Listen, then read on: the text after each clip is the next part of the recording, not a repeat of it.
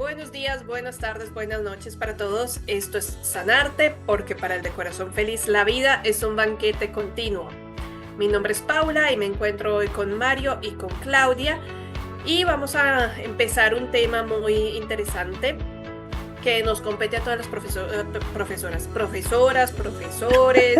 a niños, no, a niños todavía no, a todas las personas que tenemos algún tipo de ocupación, ya sea profesional o alguna actividad Laboral. en la que ocupemos nuestro tiempo laboralmente, que nos produzca algún tema económico, que nos provea el sustento. El tema de hoy es mi valor como trabajador. Listo, entonces voy a pedirle a Mario que nos haga un poquito una introducción al tema y empezamos. Hola, hola a todos, muy buenas, dejémoslo en muy buenas.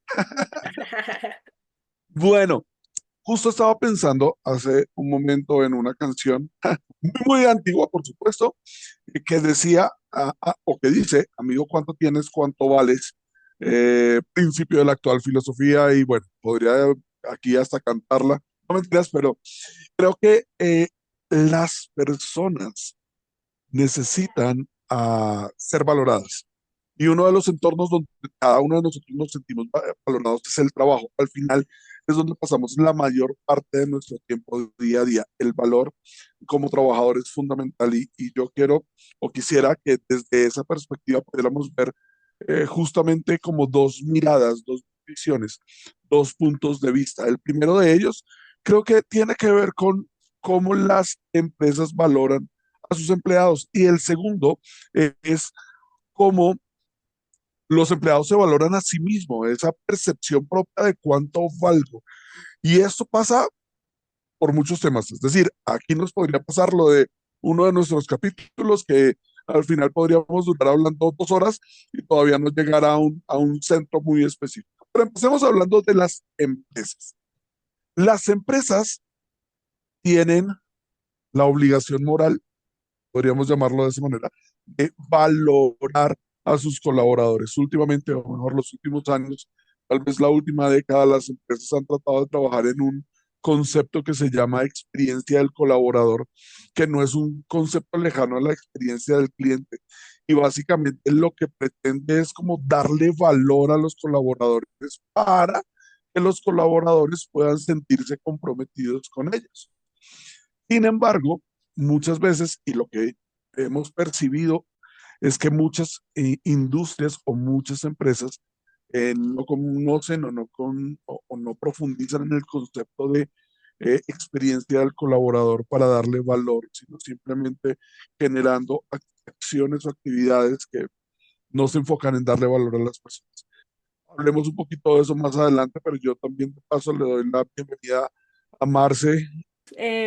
Pues me parece muy interesante el tema porque digamos que tiene muchas aristas y tiene mucha relevancia desde el punto de vista tanto de uno como colaborador de una empresa, como también desde los que ejercen de alguna manera la capacidad, por decirlo así, de contratar, de tener gente a su cargo.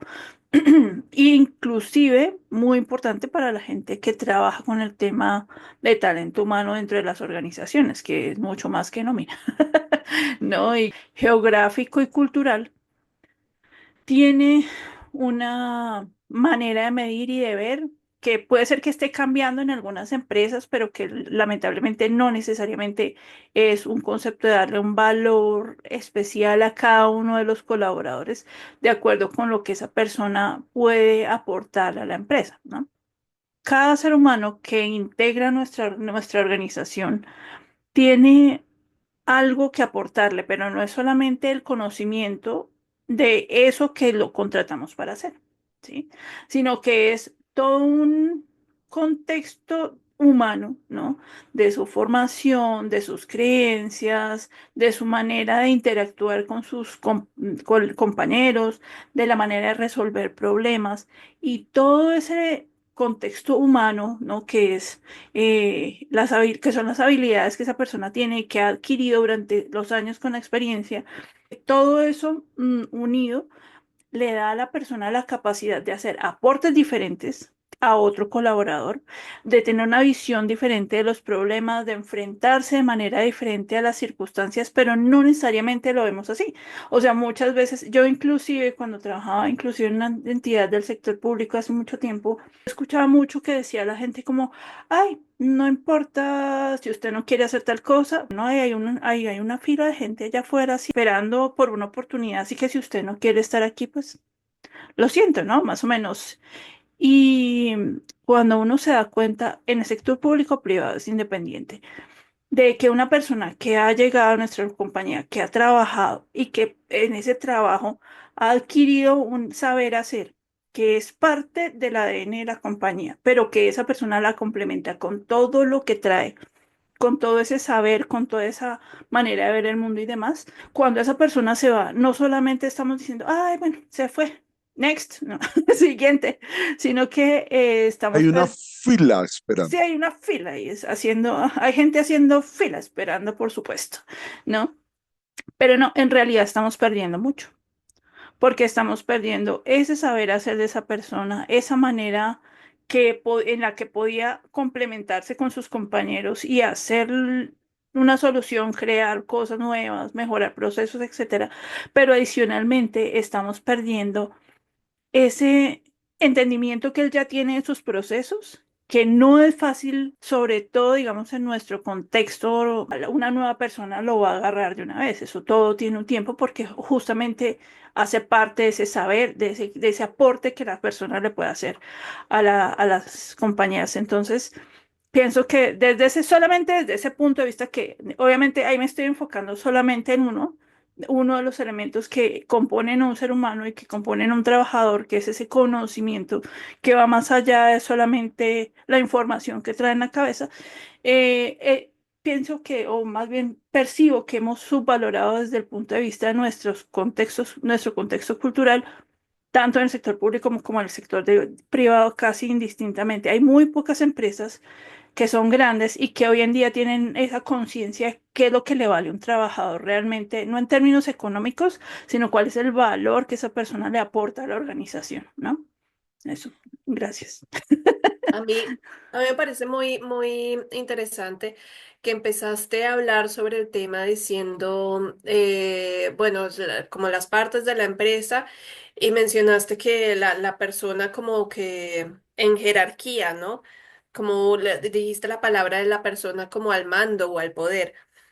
A mí me parece muy interesante que casi al principio ya llegas a esa frase o a ese término, porque sí hay muchas empresas donde está justamente es como el que manda y los que obedecen, ¿no?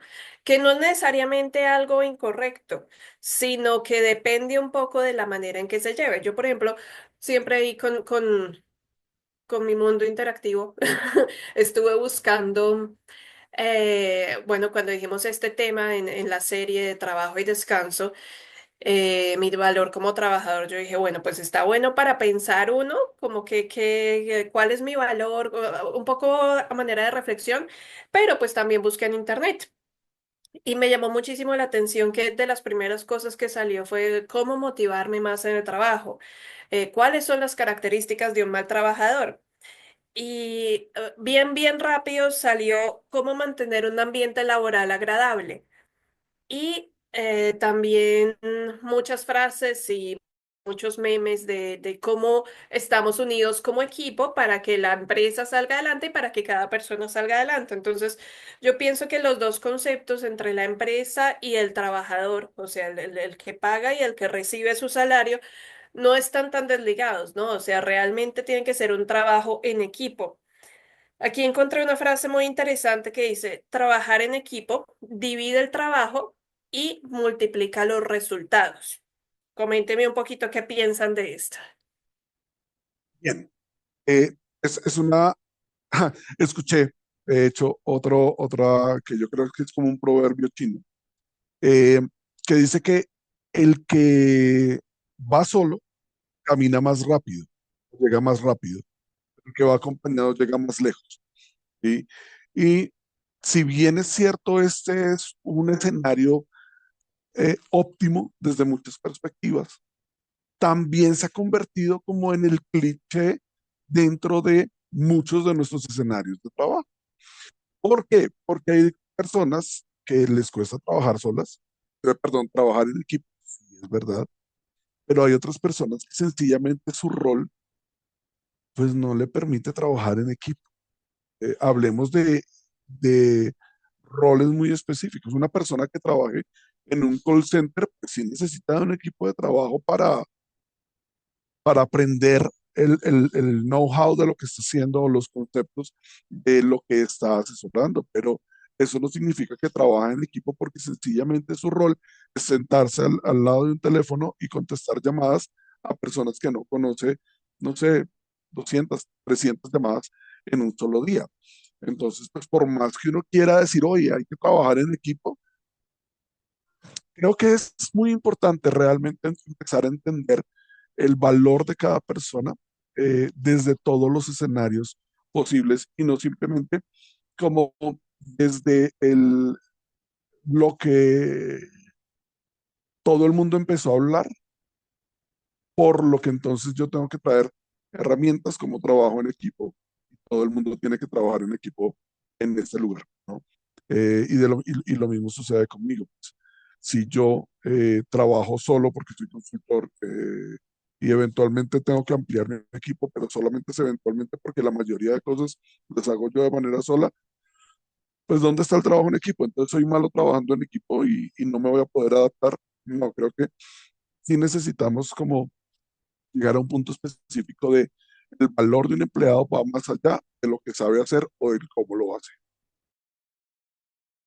Sí, ahí para responderte a la pregunta, yo pienso que efectivamente hay muchos temas en los que es necesario realizar trabajos en equipo, sobre todo, eh, por ejemplo, en los procesos de solución de problemas, ¿sí? Muy difícilmente una persona en un proceso va a resolver todo solo, necesita saberse integrar con otras personas y necesita saber comunicar para saber dónde está el problema, necesita saber escuchar para poder identificar entre todos mejor dónde están la fuente de los problemas. Entonces, obviamente hay una necesidad, ¿cierto?, de trabajar en equipo, mientras que a veces en su trabajo diario, pues no necesitan, digamos, en sus muchas tareas, en su lista de tareas, muchas de esas actividades no le van a permitir hacer una interacción porque es su responsabilidad, sus actividades y es a él a quien le toca responder por esas tareas, ¿no? Entonces, el asunto finalmente se vuelve un tema de interés, sí, y es yo pienso que también tiene que ser una necesidad muchas veces de las empresas saber integrar todos esos trabajadores que le aportan valor para que realmente en grupo le aporten valor a la empresa. Pero también es cierto que muchos de estos temas de talento humano o muchos de los temas que son temas de empresas, por decirlo así, temáticas como la innovación, temáticas como el trabajo en equipo, temáticas como la comunicación efectiva y demás, lamentablemente se vuelven temas de moda, pero no porque en realidad se quieran incorporar y volver parte del ADN de la compañía, sino que se vuelven como, ah, esto es lo que necesito, ¿no? Y entonces es esa la solución, cuando en realidad no es una sola solución, porque finalmente los seres humanos somos seres integrales y necesitamos muchas cosas para poder integrarnos en una compañía, mejorar nuestras condiciones de trabajo y mejorar como todo lo que hacemos diariamente dentro de nuestro mismo puesto de trabajo. Entonces, pienso que hay ahí una situación que, digamos, no es fácil de corregir en el sentido en que si todo se vuelve moda, y después nos damos cuenta que eso no era, porque esa no era la solución, porque no es sola. Entonces nos frustramos y entonces volvemos a buscar otra solución y otra solución y otra solución en lugar de integrar realmente una serie de elementos que necesitamos para mejorar las condiciones de trabajo de los colaboradores y para mejorar las condiciones de trabajo del equipo, etcétera, etcétera. Y voy a introducir aquí algo y yo sé que Marcelita me vas a apoyar porque tienes una maestría en innovación, pero solamente para dar un ejemplo de lo que pasa en las empresas a título de moda, como lo dijiste por hace un momento. Tuve la oportunidad hace algunos años de hacer una consultoría con una empresa del sector automotriz. Diseñamos el modelo de gestión por competencias que básicamente lo que pretendía es ser una base objetiva de evaluación, tanto de desempeño como para los nuevos colaboradores de la empresa, asegurar que tenían como ese ADN de la empresa. Y una de las cosas que me obligaron a hacer, en el buen sentido de la palabra, fue incluir dentro de las competencias la innovación como una competencia. No obstante, eh, por ejemplo, una empresa distribuidora, pues, ¿qué innovación podría llegar a tener? No porque no la pueda tener, sino porque no estaban enfocados en innovación. Suena bonito, innovación suena atractivo, innovación puede atraer personas para hacer lo que hacemos, pero la realidad era que cualquier propuesta que hacían al interior de la compañía era como, no, usted dedíquese a hacer lo que sabe hacer. Muchas veces invertimos en modas y no realmente en lo que nosotros queremos e incluso necesitamos. Y ojo, porque esto hace que las empresas pierdan o que los empleados pierdan el valor o se pierde esa relación con el empleador. Ahí, digamos, complementando lo que dice María, efectivamente nosotros estamos en una situación en que, o aquí hubo un boom, particularmente durante un gobierno que puso la innovación como, ah, sí, es que la innovación es una de las locomotoras, no quiero decir cuál era el gobierno, pero ya dije cuál era el moto, la locomotora de la innovación, y eso hizo que todo el mundo se volteara a ver la innovación y se volvió una moda tremenda, pero muda. O sea, una moda que lamentablemente es de esas modas superficiales que nunca llegan al buen puerto al que uno espera que lleguen. Todos los elementos que tomamos en la empresa y que no hacen parte realmente del ADN de la empresa, todas las decisiones que se toman desde arriba para abajo de la compañía, hay un fuerte componente de impacto en la cultura y en el cómo hacen las personas las tareas. Y finalmente, si tú solamente dices, como decía mi mamá, de dientes para afuera, dices innovación, pero internamente no te has tomado el tiempo para decir, si vamos a innovar, si vamos a formar a la gente en creatividad, si vamos a darle los espacios, vamos a darles el tiempo, vamos a una serie de cosas que se necesitan, porque no solamente se necesita que la gente venga no con un gen innovador, sino con unas habilidades de creatividad desarrolladas y con otras habilidades de aterrizar ideas a proyectos.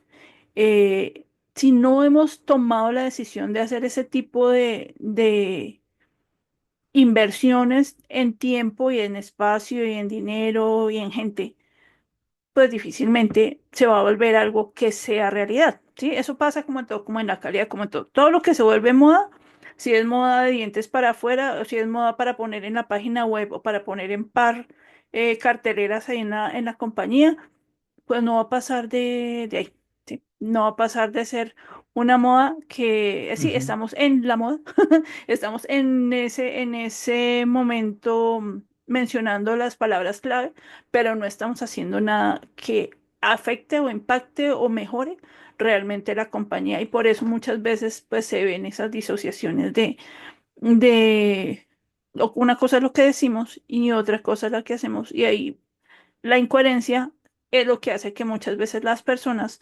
pierdan el entusiasmo, el deseo de seguir haciendo cosas, el deseo de seguir proponiendo ideas, porque pues básicamente si te van a decir que sí, pero no, pues para qué hacemos el esfuerzo, ¿no? Y muchas veces los trabajadores por eso pierden el impulso y el interés en hacer ese tipo de trabajo. Déjame cerrar este tema de empresas para volver a nuestro tema central, que es el valor como persona o el valor del trabajador, diciendo esto. Cuando yo como empresa doy un discurso que no cumplo, que simplemente se queda en discurso, el único que está perdiendo, la percepción podría ser de que el único que pierde valor es el empleado. Y la realidad es esta, pueden suceder dos cosas, el empleado se va porque no fue lo que me prometieron, o el empleado se queda y pierde su motivación para trabajar. ¿Sí?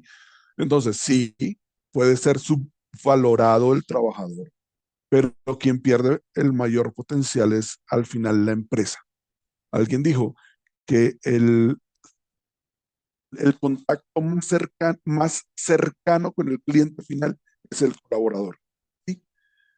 Uno como cliente final no tiene contacto con una marca, tiene contacto con una persona que representa la marca. Cuando yo entro en Así es. contacto con esa persona, al final voy a determinar, yo no quiero volver a trabajar con esta marca jamás, o me encanta percibir el ambiente de esta empresa. De hecho, una vez me sucedió también con una empresa de telecomunicaciones.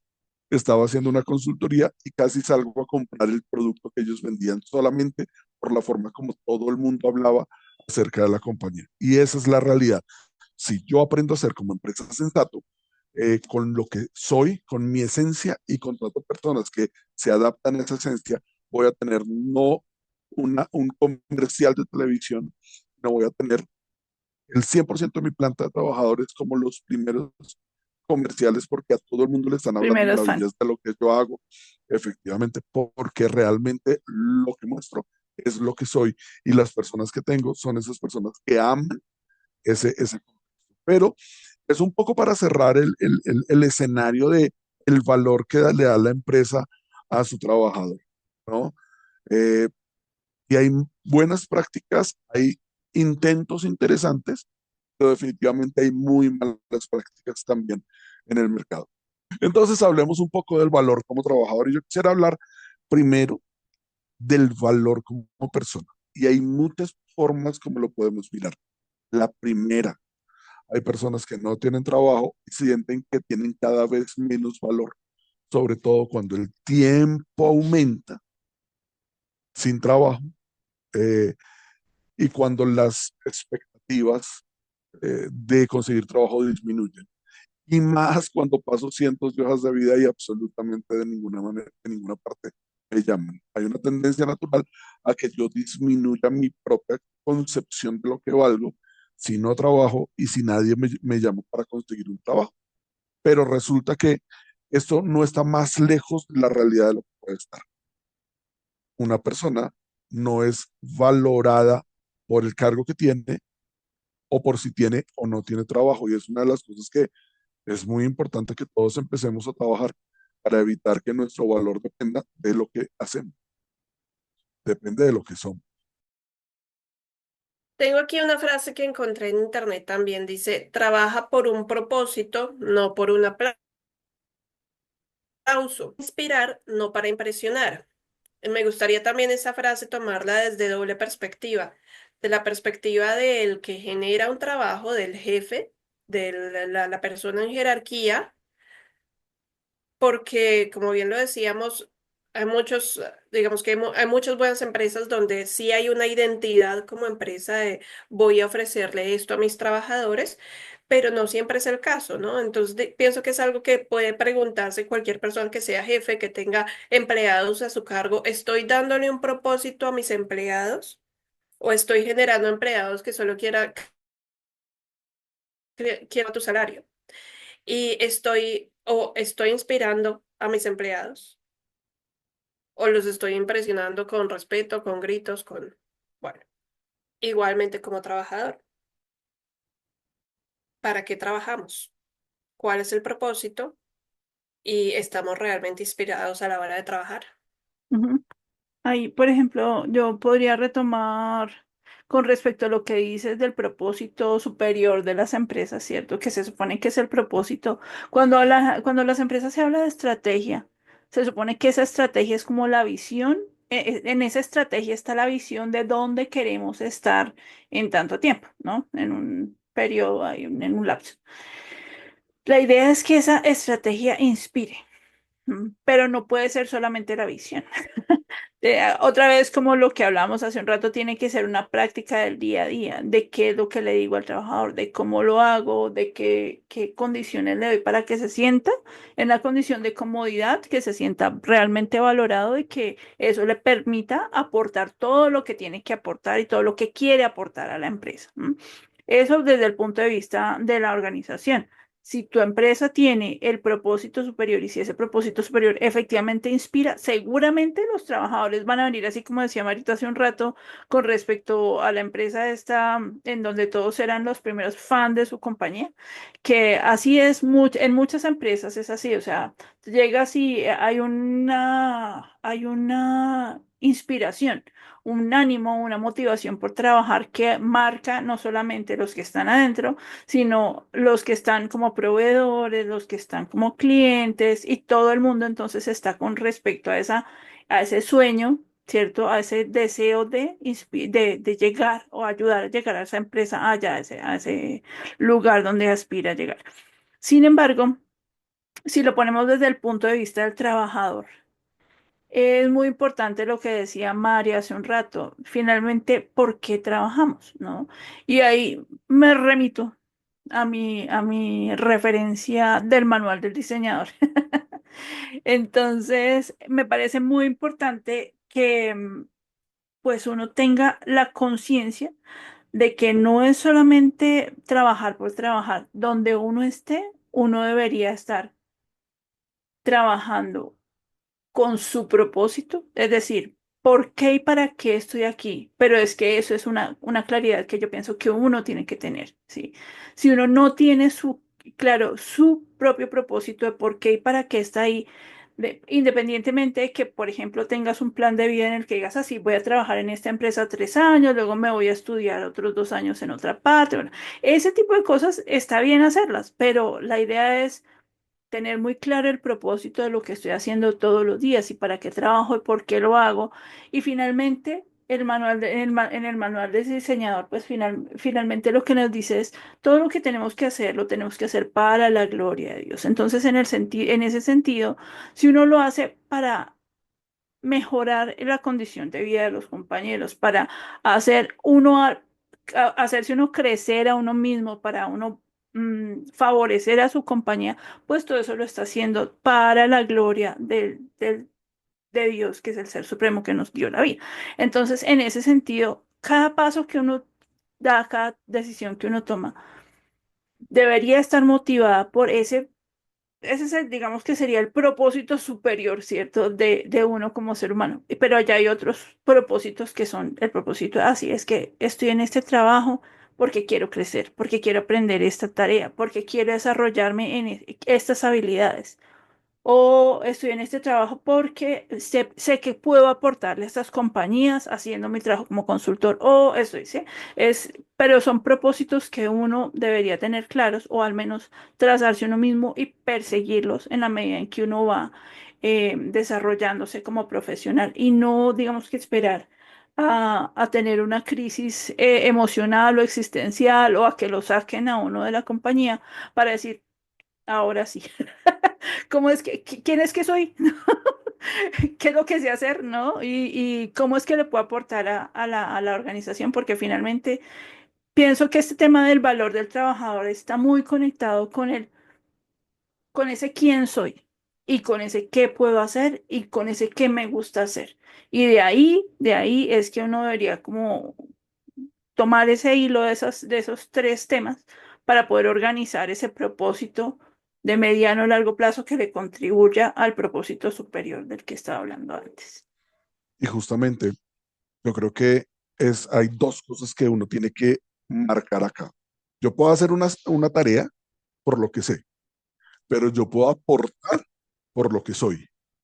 Y tiene mucho que ver con lo que tú dices. Yo hago una tarea, está bien, yo puedo hacer una tarea y, y esa tarea la hago por lo que sé hacer. Pero realmente cuando yo soy capaz de aportar, no es por lo que sé exclusivamente, realmente es por lo que soy.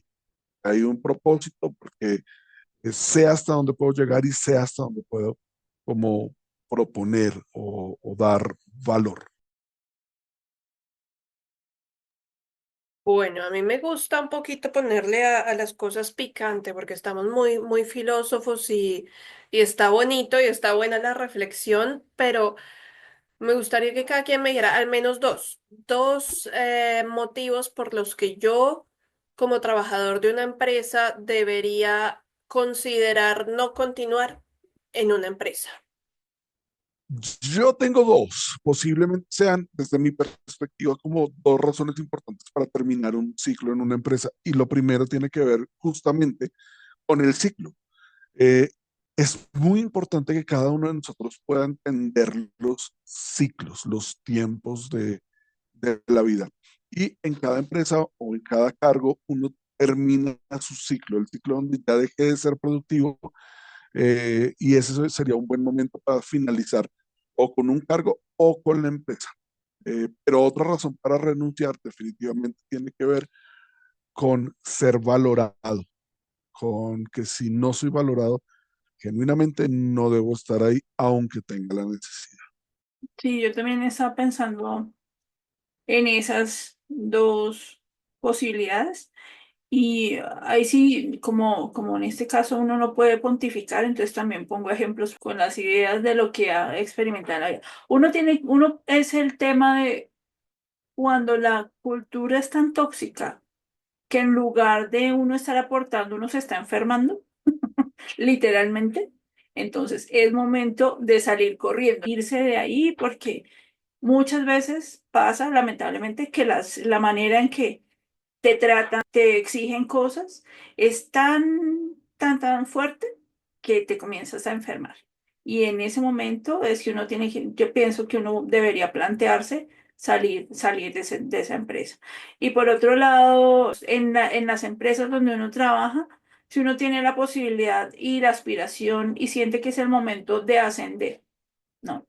Pero si ya uno sabe que, o de ascender o de cambiar de cargo, pero ya uno sabe que en esa empresa no tiene para dónde irse porque no, digamos que las condiciones, las personas, la cultura o lo que sea, no le permite a uno seguirse desarrollando ni seguir evolucionando en su propio desarrollo y ya uno se siente estancado en el cargo porque ya uno no tiene más que aprender y por lo mismo comienza uno a aburrirse y no tiene más para dar. Si ya uno ve que en esa empresa no tiene para dónde ir, no tiene alternativas, pues es momento, yo pienso, de salir.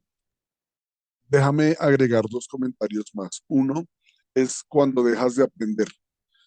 Cuando tú dejas de aprender, te conviertes en un activo fijo de la organización y no eres tan diferente al computador que manejas. ¿Sí? Entonces, ese también es un buen punto para evaluar. Pero lo otro es que todos somos completamente diferentes, ¿no? Y también entender esas diferencias desde lo personal. Yo necesito aprender a evaluar esas diferencias. Conozco un profesional que es brillante y que cada año y medio ya está ascendiendo, pero conozco una persona también que es mucho más prudente y busca como esa estabilidad y ese status quo y bien puede durar 3, 4 años en el mismo cargo, rindiendo muy bien, aprendiendo cositas diferentes, y aportando. Entonces, claro, creo que también parte de esa base no es que yo tenga que ascender cada año y medio. Una vez estuve haciéndole un proceso de acompañamiento a alguien que me dijo, es que yo renuncié a un banco porque en un año y medio solo ascendí 2 veces. Y yo me acuerdo que en mi primer trabajo duré 5 años sin ascender. Entonces, los tiempos son completamente diferentes, las personas son completamente diferentes y es importante también que cada persona pueda evaluar desde su realidad, eh, tomando como base estos aspectos que resultan relevantes, el entender los ciclos, los tiempos, el entender si soy valorado, si no soy valorado, el entender si dejé de aprender o si todavía tengo algo más por aprender. Bueno, yo estoy muy de acuerdo con lo que ustedes han dicho. Mi opinión también, de pronto, si pudiera añadir un punto, es el momento de cambiar de trabajo sería si te están ofreciendo una opción mejor de, ¿cómo decirlo?, que pueda mejorar tu calidad de vida. Si un trayecto para llegar a tu trabajo dura 2 horas, 2 horas y media, y te están ofreciendo una opción a 10 minutos de tu casa, donde puedes pasar más tiempo con tu familia, tener actividades de tiempo libre, leer, hacer deporte, y puedes ir al trabajo en 20 minutos ida y vuelta en vez de 3, 4, 5 horas, pues es un momento de cambiar el trabajo. Veo que el tema nos ha quedado un poco corto, el tiempo nos ha quedado un poco corto para todo este tema. Entonces quiero proponerles que hagamos un segundo episodio de Mi Valor como Trabajador, en donde enfoquemos más la perspectiva del trabajador, porque hoy nos quedamos un poco con la empresa, es un tema ya muy grande, pero quisiera cerrar el podcast del día de hoy preguntándoles uno o dos adverbios, no adverbios, perdón, adjetivos, que ustedes le dirían a el dueño de una empresa, al jefe de una empresa, para que mejore la calidad de su entorno laboral. Yo pienso que uno de los que tratamos aquí de manera recurrente fue la coherencia. Decir y hacer y que todo sea coherente, lo uno con lo otro, ¿sí? Eso yo pienso que da mucha, digamos que eleva la credibilidad del trabajador o el colaborador en esa empresa y en esa oferta que se tiene. Entonces, decir y hacer me parece que se puede resumir en coherencia. Y para poder lograr eso, yo creo que hay que hacer un proceso de autoconocimiento. La empresa tiene que conocerse a sí misma y autoaceptación, porque a veces evito conocerme porque no sé qué voy a encontrarme, eh, pero pues básicamente si yo no me conozco, como empresa no voy a poder atraer al personal que es, y si no me acepto, voy a estar queriendo ser lo que no soy. Creo que yo le agregaría a esa integridad esos conceptos de autoconocimiento y autoaceptación. Yo le añadiría autoconciencia de saber qué estoy ofreciéndole yo, porque piensa como empresa o como empresario, ¿por qué debería una persona querer trabajar conmigo? Y en ese sentido, si tú sabes por qué tu empresa tiene un valor que ofrecer a un trabajador, eh, y tú quieres conservar a una persona que es buen trabajador, entonces yo diría, invierte en la persona, interésate por la persona para que pueda crecer. Eso ha sido todo por el día de hoy. Quedamos con un segundo episodio de Mi valor como trabajador pendiente. Y recuerden que esto es sanarte, porque para el de corazón feliz la vida es un banquete continuo. Les deseamos lo mejor y hasta una próxima emisión. Hasta luego.